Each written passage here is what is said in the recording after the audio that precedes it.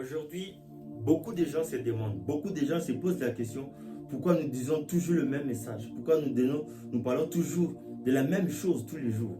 La réponse est simple. C'est parce que Dieu aussi insiste sur les mêmes choses. Il nous dit toujours qu'on puisse répéter toujours la même chose. Si seulement les gens savaient comment Dieu est en train d'insister sur certains messages dans ces temps-ci. Et de la même manière que notre corps a besoin de la nourriture pour bien grandir, c'est aussi de la même manière que notre esprit a besoin de la parole de Dieu, a besoin de la nourriture spirituelle, afin qu'il puisse aussi bien grandir. Et dans ce temps ici de la fin, l'Église a besoin de la parole. L'Église a besoin d'une bonne nourriture pour sa croissance. Dans la nourriture, il y a ce qu'on appelle le prêt à manger et il y a aussi ce qu'on appelle la provision. Ok?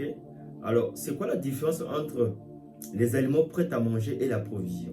Les aliments ou les nourritures prêtes à manger, c'est ce qu'on peut manger tout de suite là. Ok?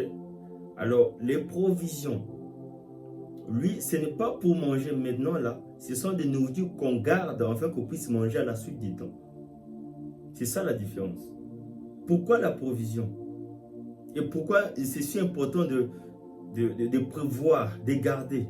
Parce que ce n'est pas tout le jour qu'on a le temps de préparer. Ce n'est pas tout le jour qu'on a la disponibilité là de préparer.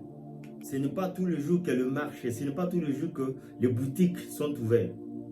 Et ce n'est pas tous les jours qu'il y a des vivres en abondance. Voilà pourquoi c'est si important de faire des provisions. Alors, quelqu'un qui est sage, un homme sage, il prévoit toujours. Il anticipe toujours des choses.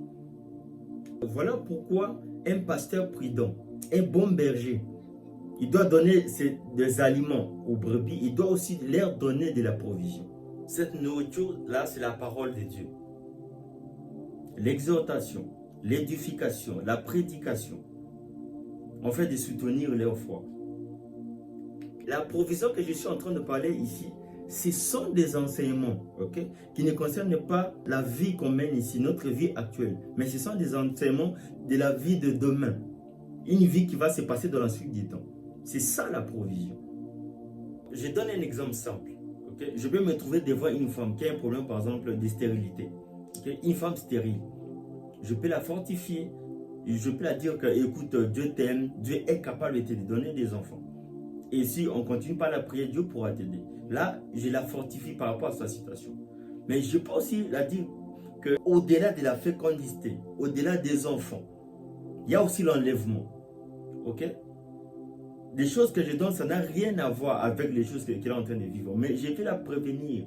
Je peux la dire qu'en dehors de toutes ces choses, il y a aussi l'enlèvement qui vient. Alors on doit se préparer car l'époux vient bientôt. La nourriture, c'est que Dieu peut lui donner des enfants. Mais lorsqu'on parle de la provision, là c'est l'enlèvement. Ça n'a rien à voir avec sa situation, mais quand même, je la préviens. C'est comme ça que nous, le berger, c'est comme ça que nous, les pasteurs, les ministres de Dieu, que nous devons évoluer. Dans ce temps ici de l'enfer, c'est comme ça. Le peuple a besoin de ce genre de nourriture. Le peuple a besoin de manger tous les jours, mais surtout la provision. C'est ce qui est le plus important. Parce que la vie ici, ce n'est pas la vie de tous les jours. Après ces choses, il y a certaines choses qui vont se passer.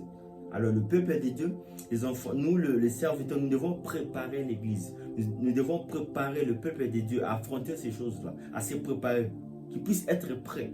Lorsque vous allez suivre les enseignements de Jésus, il parlait notamment des choses du vécu quotidien, mais surtout, il parlait des choses à venir, des provisions.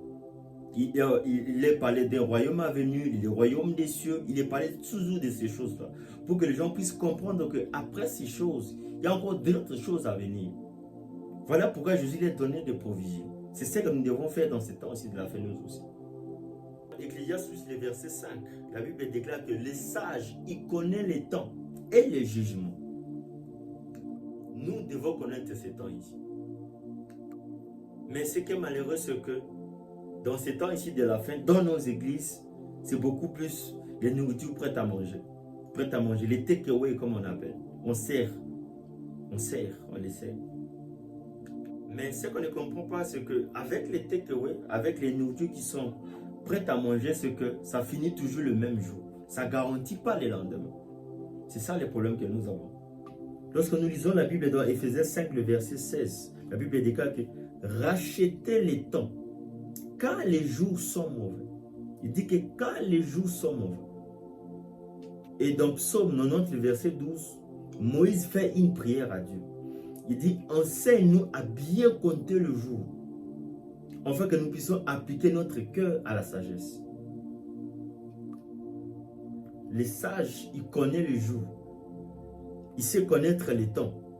Et il sait aussi connaître le jugement. Alors l'église, nous devons nous préparer car l'époux revient très bientôt.